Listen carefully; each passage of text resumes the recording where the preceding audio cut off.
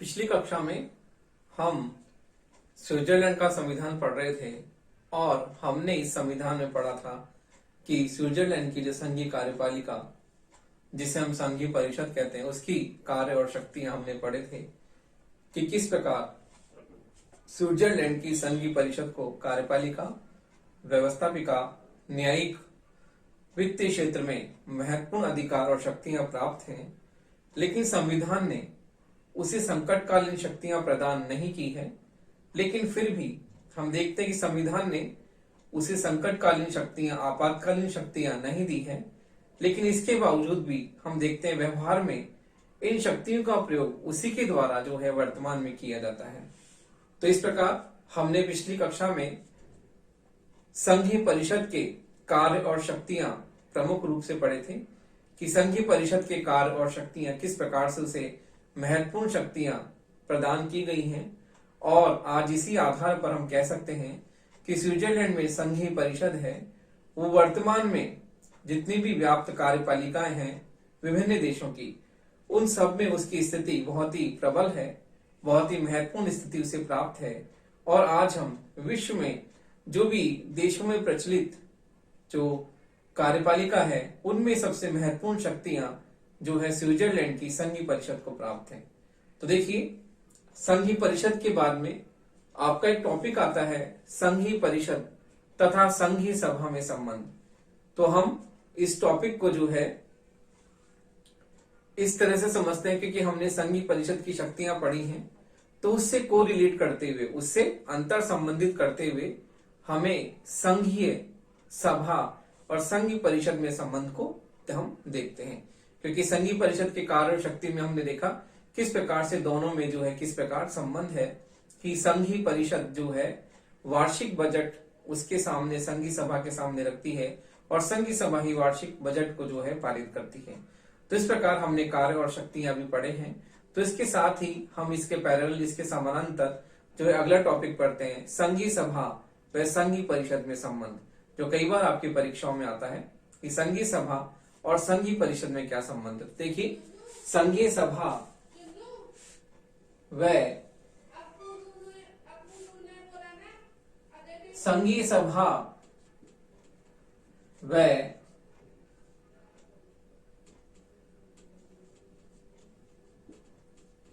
संघीय परिषद में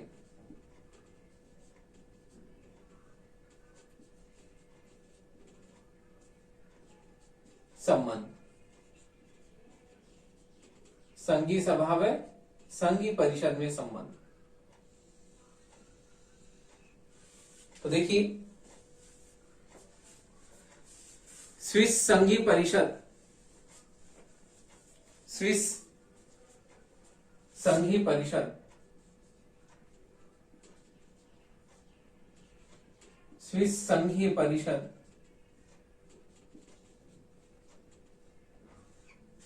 ये क्या है? संघीय कार्यपालिका है, संघीय कार्यपालिका।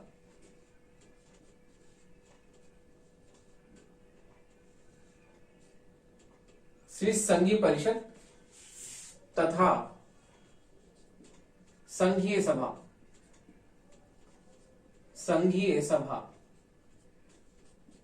इसे हम कहते हैं संघीय व्यवस्थापिका। क्या कहते हैं? संघीय व्यवस्थापिका।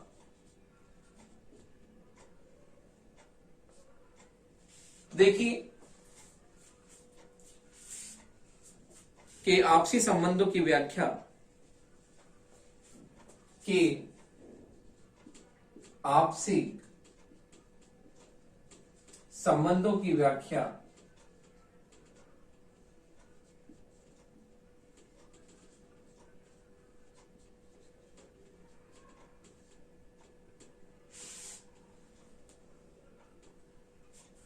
दो दृष्टिकोणों के आधार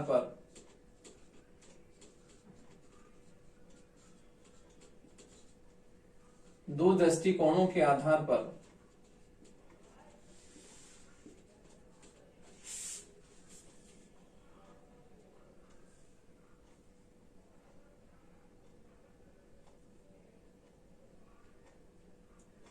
की जा सकती है।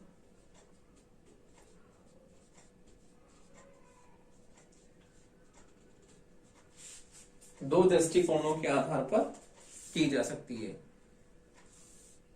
पहला है स्विस राज्य व्यवस्था की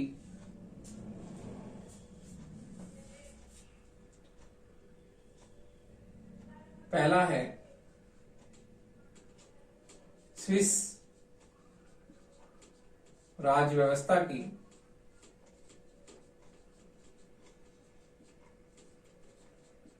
संगठनात्मक स्विस राज्य व्यवस्था की संगठनात्मक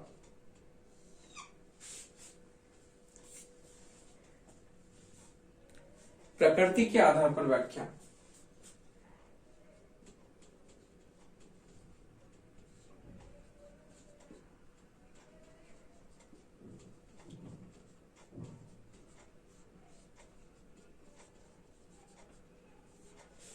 दूसरा है स्विस संघीय कार्यपालिका एवं व्यवस्थापिका की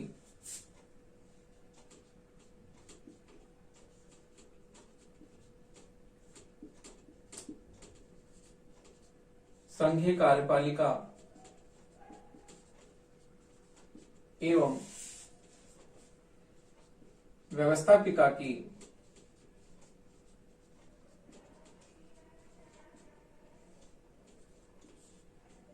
संवैधानिक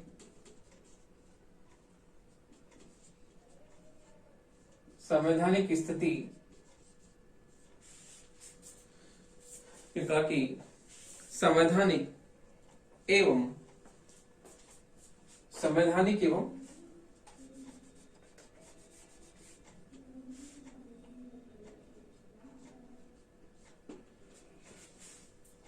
व्यवहारिक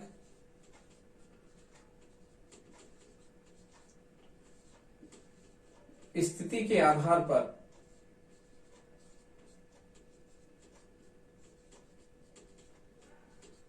व्याख्या।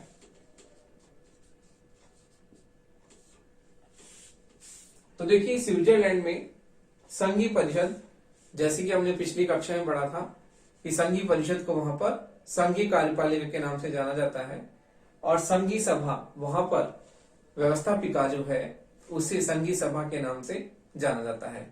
जैसे कि हमने जापान में संसद का नाम डाइट पढ़ा था, तो हम देखते हैं कि स्विट्जरलैंड में व्यवस्थापिका जो संसद है उसे संघीय सभा के नाम से जाना जाता है और कार्यपालिका जो है संघीय परिषद के नाम से जाना जाता है। तो हम देखते हैं कि दोनों में संघीय परिषद और संघीय सभा में आपसी संबंधों की व्याख्या दो दृष्टिकोणों के आधार पर हम कर सकते हैं। पहला है स्विस राज्य व्यवस्था की संगठनात्मक प्रकृति के आधार पर व्याख्या और दूसरी स्विस संघीय कार्यपालिका एवं व्यवस्थापिका की संवैधानिक एवं व्यवहारिक स्थिति के आधार पर व्याख्या। तो इस प्रकार से हम इन दो दृष्टिकोणों के आधार पर संघीय परिषद तथा संघीय सभा में आपसी संबंधों को हम देख सकते हैं। तो देखिए पहला हम देखते हैं संगठनात्मक प्रकृति के आधार पर संबंधों की व्याख्या।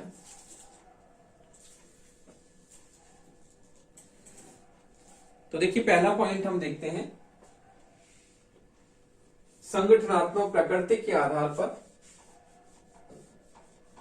स्विस राजनीतिक व्यवस्था की व्याख्या।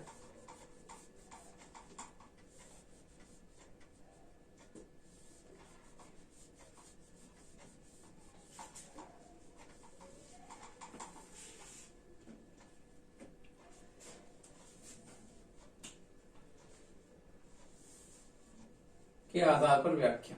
तो देखिए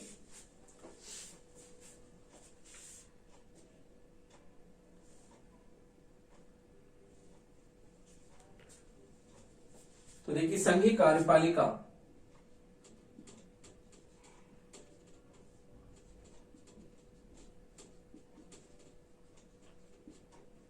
एवं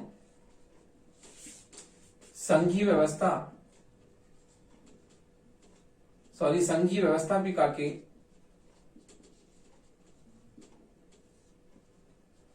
आपसी संबंधों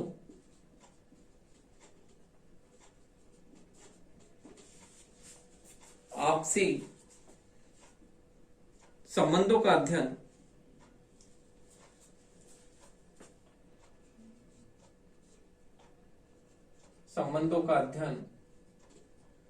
स्विस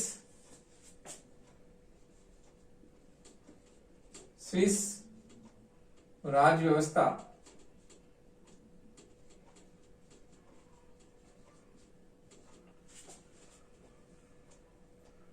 की संगठनात्मक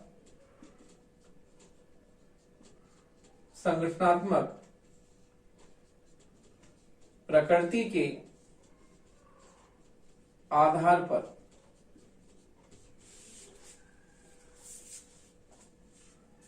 किया जा सकता है। प्रकृति के आधार पर किया जा सकता है।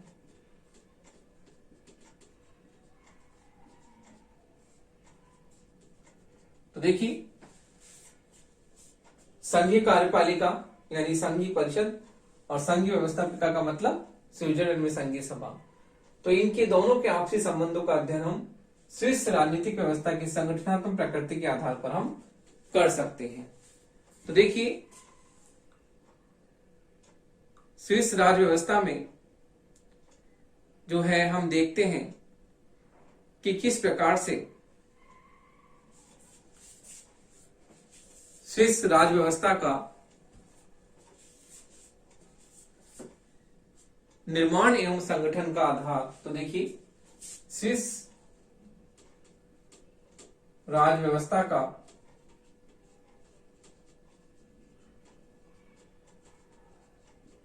संगठन व निर्माण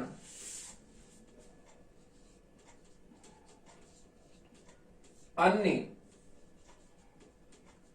उदारवादी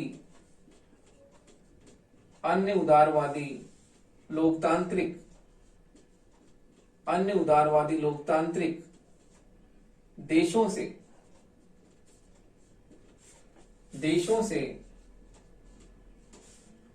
कुछ भिन्न है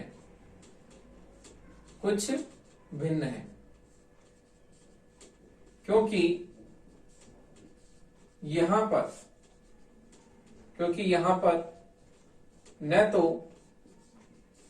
पूरी तरह से संसदीय शासन व्यवस्था को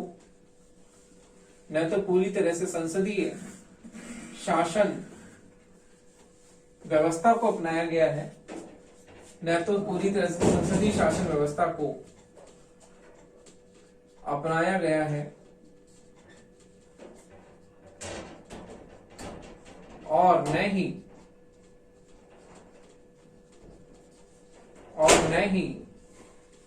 पूरी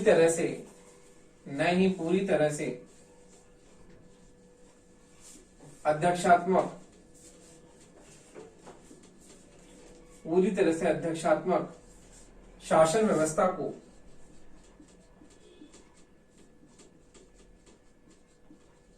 अपनाया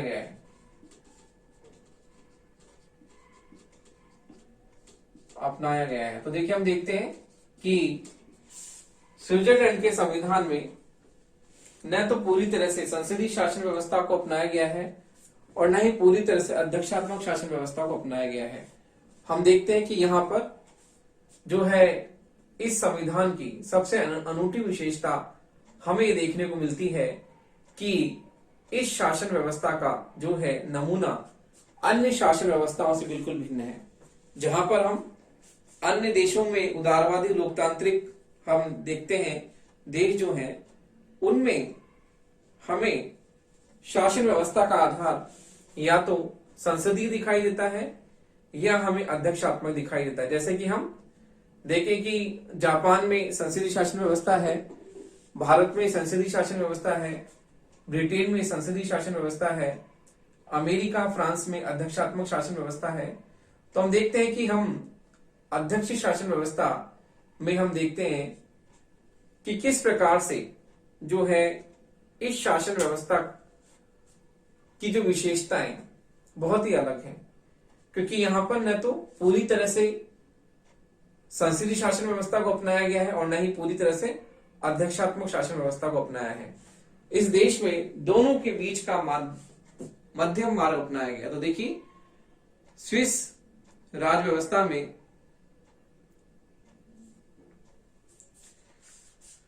स्विस राज व्यवस्था में कार्यपालिका व व्यवस्थापिका के बीच स्विस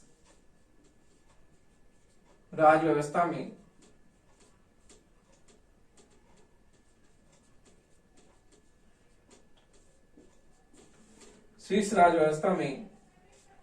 कार्यपालिका व व्यवस्थापिका के बीच कार्यपालिका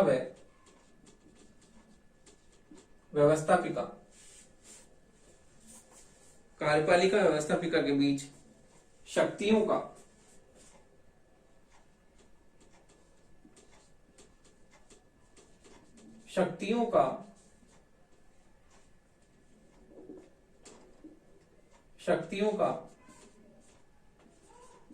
न तो पूर्णतः संयोजन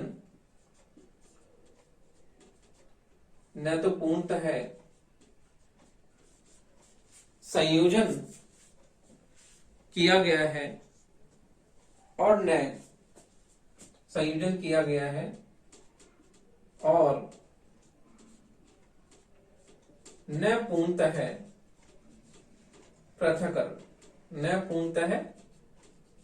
पृथक्करण। तो देखिए स्विस राज व्यवस्था में कार्यपालिका व्यवस्थापिका की शक्तियों का न तो पूरी तरह संयोजन किया गया है न पूर्णतः पृथक्करण किया गया है। अपितु हम देखते हैं इस विषय में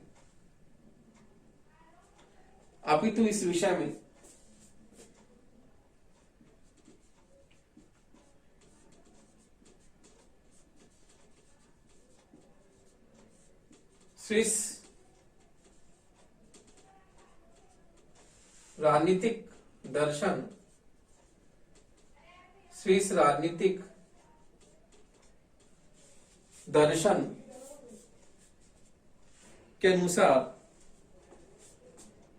के अनुसार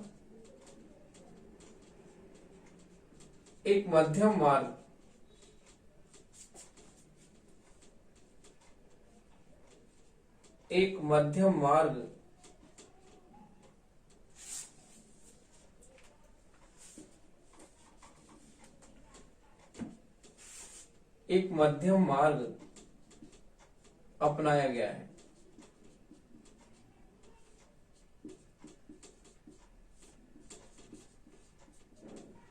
तो देखिए स्विस राजनीतिक व्यवस्था में हमें न तो पूरी तरह से संसदीय शासन व्यवस्था देखने को मिलती है, न ही पूरी तरह से वहां पर अध्यक्षात्मक शासन व्यवस्था देखने को मिलती है। अपितु इस संविधान की अनूठी विशेषता है कि यहाँ पर संसदीय शासन व्यवस्था और अध्यक्षात्मक शासन व्यवस्था दोनों शासन व्यवस्थाओं का मिश्रण हमें देखने को मिलता है। तो इसलिए हम कहते हैं कि यहाँ पर न तो पूरी तरह से संसदीय शासन व्यवस्था है न पूरी तरह से अध्यक्षात्मक शासन व्यवस्था है। स्विस राज व्यवस्था में कार्यपालिका व्यवस्थापिका के बीच शक्तियों का न तो पूरी तरह से संयोजन किया गया है न ही पूरी तरह से अमेरिका की तरफ पृथक्करण किया गया है। अपितु इस विषय में स्विस राजनीतिक दर्शन के अनुसार एक मध्यम मार्ग अपनाया गया है। तो इसलिए हम कहते हैं कि वहां पर संसदीय और अध्यक्षात्मक शासन व्यवस्थाओं का मिश्रण हमें देखने को मिलता है, क्योंकि दोनों व्यवस्थाओं के बीच का एक रास्ता स्विस राजनीतिक दर्शन ने जो है अपनाया है कि दोनों के बीच का एक रास्ता वहां पर अपनाया गया है। तो इसलिए न तो वहां पर पूरी तरह से शक्तियों का पृथक्करण है और न पूरी तरह से वहां पर शक्तियां जो है कार्यपालिका व्यवस्थापिका के बीच में संयोजन की स्थिति में है। तो देखिए हम संसदीय शासन प्रणाली के संदर्भ में और अध्यक्षात्मक शासन प्रणाली के संदर्भ में जब स्विट्जरलैंड के संविधान की व्याख्या करते हैं तो हम देखते हैं कि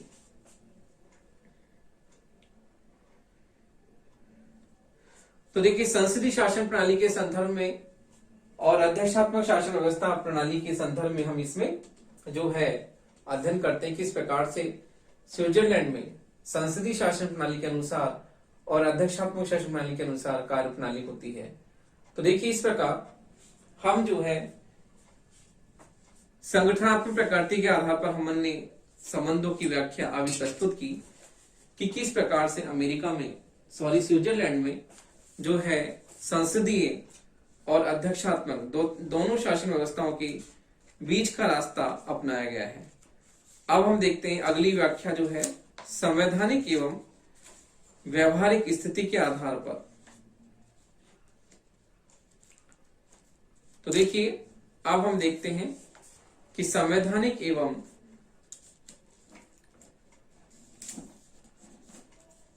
व्यवहारिक स्थिति के आधार पर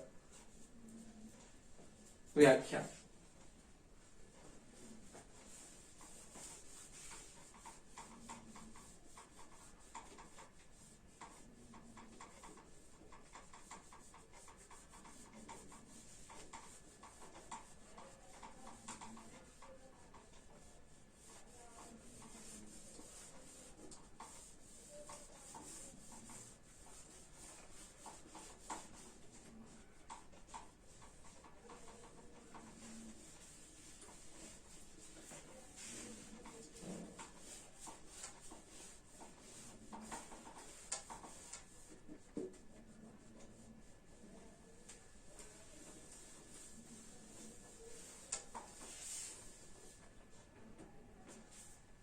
तो देखिए अब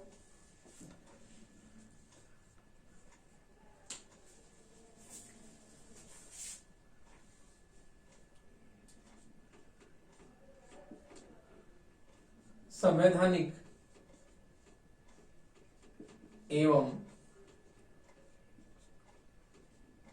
व्यवहारिक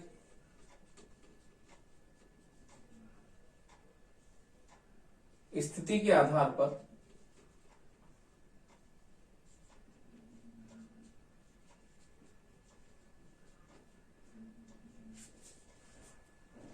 संबंधों की व्याख्या।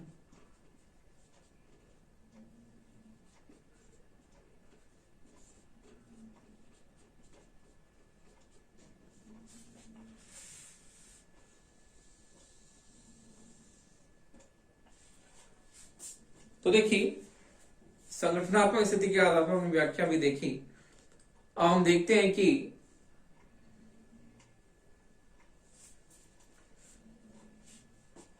स्विस संविधान ने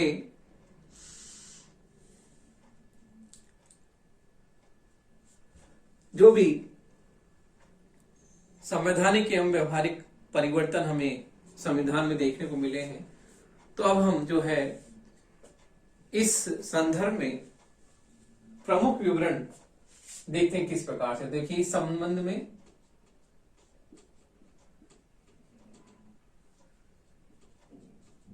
प्रमुख विवरण निम्नलिखित है।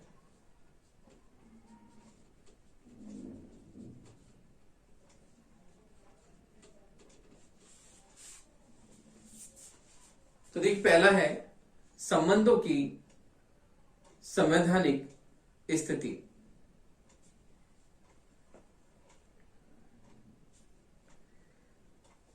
तो देखिए संबंधों की संवैधानिक स्थिति,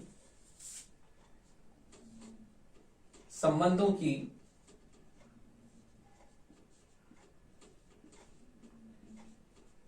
संवैधानिक स्थिति। देखिए हम देखते हैं कि संविधान के अनुच्छेद 71 के अनुसार संविधान के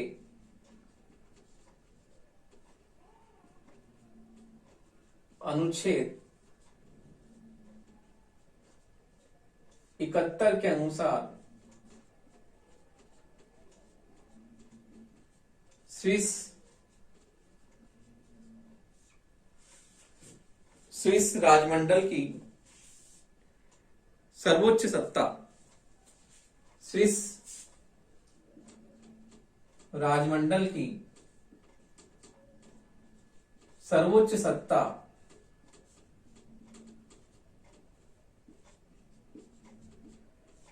संघीय सभा में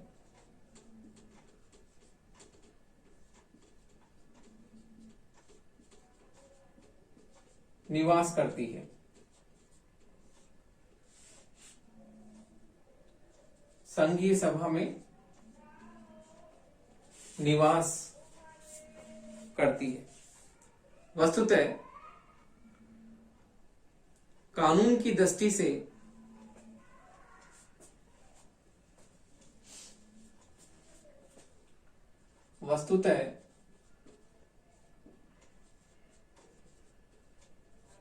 कानून की दृष्टि से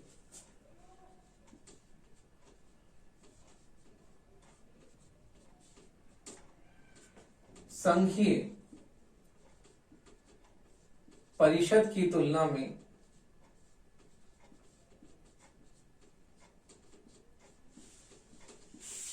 संघीय सभा को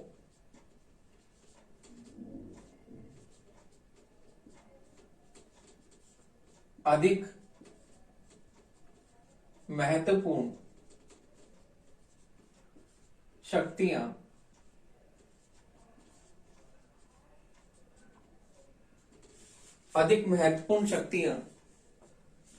प्राप्त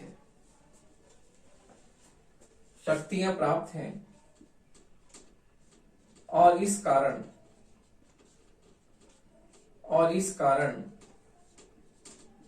उसका महत्व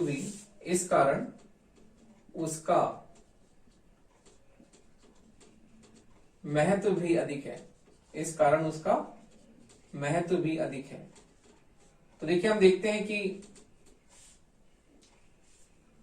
संवैधानिक या व्यवहारिक स्थिति के आधार पर, क्योंकि संविधान में परिवर्तन होता रहता है और हम वर्तमान में परिवर्तित परिस्थितियों के अनुसार जो है कार्यपालिका व्यवस्थापिका के संबंधों की व्याख्या इस आधार पर देखते हैं कि संबंधों की संवैधानिक स्थिति संविधान के अनुच्छेद 71 के अनुसार स्विस राजमंडल की सर्वोच्च सत्ता जो है संघीय सभा में निवास करती है। वस्तुतः कानून की दृष्टि से संघीय परिषद की तुलना में संघीय सभा को अधिक महत्वपूर्ण शक्तियां प्राप्त है और इस कारण उसका महत्व भी अधिक है। तो हम तुलना करते हैं संघीय परिषद और संघीय सभा की, तो हम ये देखते हैं कि संघीय परिषद से संघीय सभा को अधिक महत्वपूर्ण शक्तियां प्राप्त हैं। तो इस प्रकार हम देखते हैं कि संघीय सभा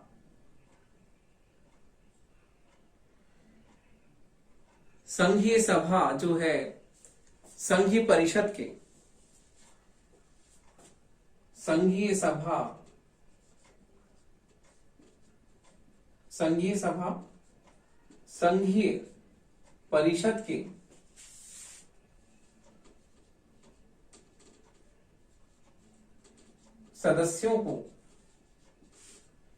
संघीय परिषद के सदस्यों को चुनती है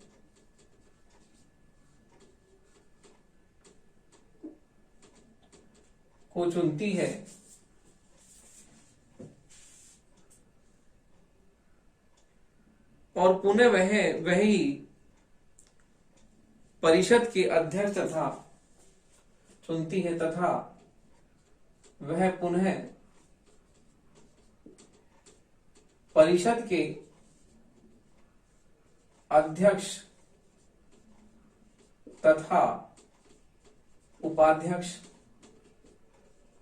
परिषद के अध्यक्ष तथा उपाध्यक्ष को भी चुनती है,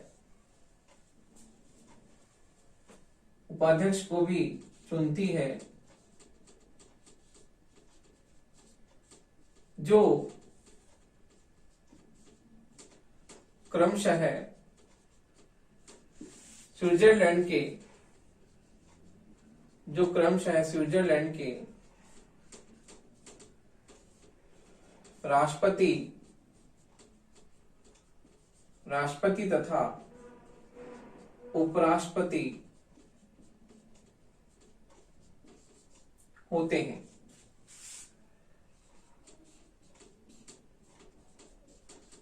तो देखिए, हम देखते हैं कि संघीय सभा जो है संघीय परिषद के सदस्यों का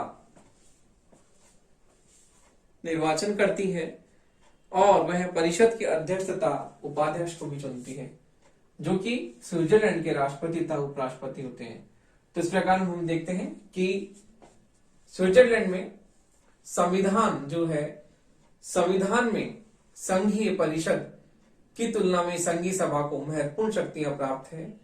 और हम देखते हैं कि संघीय परिषद की तुलना में संघीय सभा जो है संपूर्ण राजनीतिक सत्ता उसी में निवास करती है, और किस प्रकार हम देखते हैं उसे महत्वपूर्ण शक्तियां और अधिकार प्राप्त हैं।